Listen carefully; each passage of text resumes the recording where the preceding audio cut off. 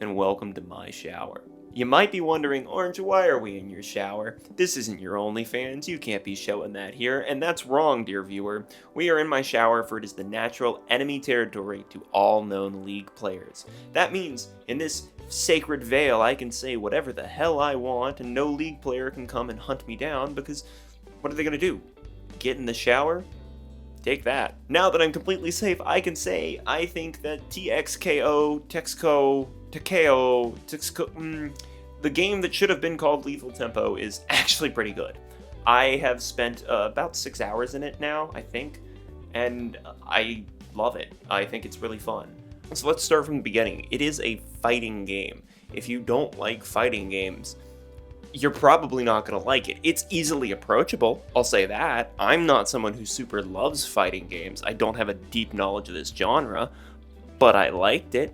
If you're just looking for, is the game worth just trying out? Yeah, go try it out. The UI and stuff that gets you into the game is actually so fast that I do think you can just boot into about 6 or 7 matches so quickly. You could figure out exactly what you needed, whether or not you liked it, whether you hate it, whether you think that you could come back to it later, so quickly that it's just kind of worth the download. And it's free. That's big. Free game.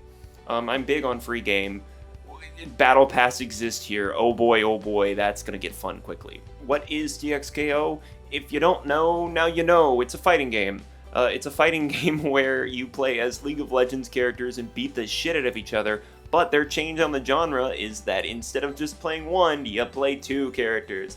That's right, you can have 2 mains that you suck balls at the same time. Now the game is like a traditional side-scrolling fighter game. There's no 3D, you're just going right across that 2D line. You have a health bar, you beat the shit out of the other person, you have some abilities. Yeah, I don't know how to explain the fighting genre. I think it's kind of in the name. However, what they've done to change the genre is where that 2 comes in, that 2, you have the 2 fighters, that's it. You have 2 health bars that you can switch between, and a couple of other things that you can do as substitutes. One of the things that you can do is instead of having 2 characters, you can have one character basically be just an assist and a sidekick, and then you get its health bar added to your main's health bar basically, so that you can just use one character and occasionally use the assist from the other character. So that you can be a Yasuo one-trick who sucks balls even harder, just like me. I actually think this mechanic is amazing. It's really, really interesting because I thought that it was going to make it just so that, everybody wanted to be a one-trick, but that isn't how it worked out. It's made it so that, it's a trade-off almost. Some people have just decided to go down the one-trick rabbit hole and have one character that supports them, while other people will use the mechanic that allows you to switch things in to get a little healing on a side character and have an ability to recover, and also an ability to, change game plans and matchup styles really quickly. It's kind of like when Pokemon Trainer came out in Super Smash Bros. That's right, Super Smash Bros. Another fighting game, and it is a fighting game, I won't take criticism about that, where you have to change up what you're doing against the different characters because they got different move pools.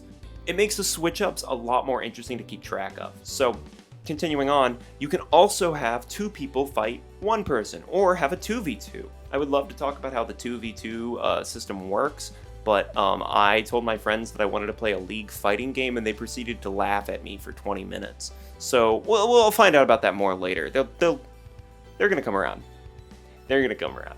The 2v1 is really interesting because not only are you now dealing with 2 different characters with different playstyles, you're dealing with 2 different people. So it actually makes it feel kind of more rewarding to understand how each player is going to play and kick their ass.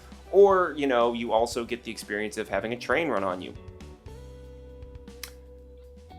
Don't look at the footage that I'm showing you right now. I'm not very good at the game. Their character pool is all from League of Legends. They are all League of Legends champions. Do you need to know the League of Legends champions in order to be able to play the game? No, not at all. Knowing them might help you a little bit because you'll kind of be able to get their gimmick, but the League design team kind of fucking cooked. So you can pretty much eyeball it and figure out what they're going to do. Oh boy, that girl with blue hair has a bunch of guns. She's probably going to shoot me with a gun. No shit. That guy with a sword, he probably has sword-based abilities. Yup. A couple of my favorites so far have been Echo, who has a bunch of time abilities that you can bounce around the map with and kind of set up and chain combos as well as recover with pretty easily. Or Yasuo, who I joked about earlier, who has a bunch of abilities from his League counterpart with Wind Wall and Tornadoes, but things that are knocking people into the air and trying to do aerial abilities.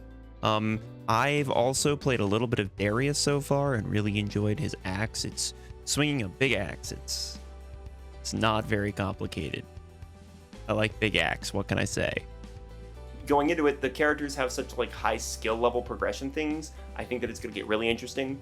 Like Echo has the ability to make a time duplicate of himself, and then he can snap back to that time duplicate to basically continue his combos and stuff like that. I think one of the coolest things about that is it really fits the character design of like, when you make a mistake, you can just snap back to that time duplicate to carry on your combo. If you miss something, there's a way to continue it, which feels so true to the character. And I don't think we're going to see that as much at the higher level, but I do think that it's going to be interesting to see how that progresses, how people use the ability to snap yourself back to one position. It makes for combos that bounce around the entire map.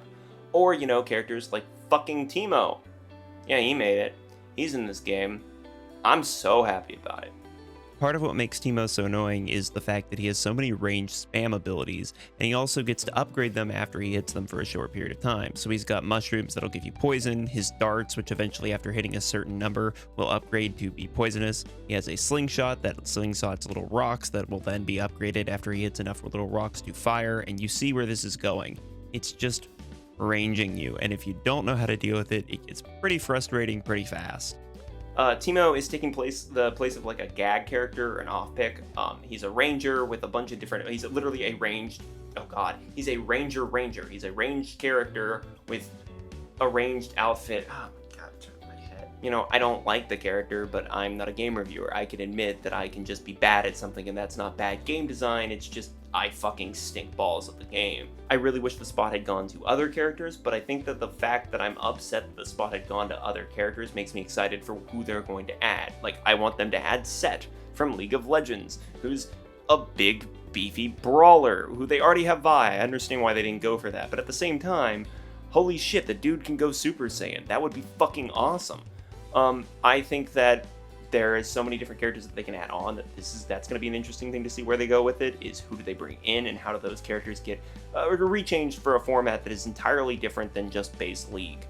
The game's UI is beautifully designed. It made me feel things in areas that I haven't felt things in years. Loading into a game takes like absolutely no time, and I love it. I would personally blow the Riot employee who decided to do this design, because it is so well done. I mean, in a day and age where queuing into a game can honestly take about half the time you're going to take to play a game, having something that loads you in so quickly feels amazing.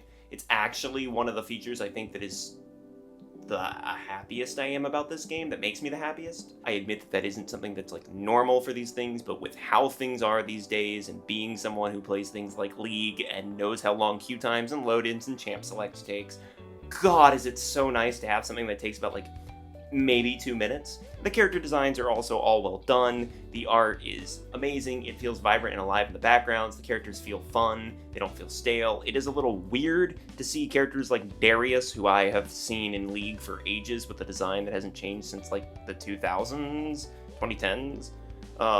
And he looks good. He looks great. He's in great quality. He's got a new fade. I'm happy, you know? Good for him. He deserves a new fade. It's cool to see the cool designs, and it only makes me more excited for the Riot properties, which is a setup that, you know, will eventually lead to hopefully not a downfall, but probably a downfall, you know? Yeah, excited to see where the game goes. I won't say that I'm necessarily great at the game. I think I'm pretty bad at the game, but I also think the game is so inviting to new players, and it makes me want to get better. I didn't look at like a skill explanation thing for ages because for readings for fucking nerds, and I was able to get a pretty good grasp of how the characters worked, but because I wanted to get better at like chaining things together, it kind of made me want to go and read. And I'm not someone who likes reading. Books or scary words make me feel bad. So that's pretty good. Good on you, Riot. And the tutorials and the systems that they have in place to like teach you things are actually pretty well done. I think that there's definitely some things that you're gonna need to see, but coming off of something like League, where nothing is really explained ever well at all, and if you ever want to improve, you better either go find a coach or really study YouTube like it's the Bible. It feels nice to have all the information kind of presented in one spot so that you can start to understand things base level things without having to go and find an encyclopedia. Yeah, the game's fucking awesome. Go play it. If you haven't played it, give it some time, see if you like it, see if you don't. If you want to, you could challenge me to a duel and kick my ass. I'm down to play with people. I'm probably going to be streaming it. That's how much I'm enjoying it. So if you're looking for someone to show out for you, kidding. There's no AC in here, so it's just getting progressively hot. I live in Florida, and it's still like 90 degrees on most of our days, even though it's the fucking fall. So the heat's getting to me. I hope you'll be okay with me being a little kooky, a little crazy, I'm the woker, baby. I want there to be pronouns, man. If you enjoyed this video, please like and subscribe. It's the only way that I can measure validation for my self-worth these days, and it means too much to me to not chill for. If you didn't enjoy, dislike and drop me a hate comment. I like reading those too. They make me giggle. Yeah, donate to a charity or something. Bye.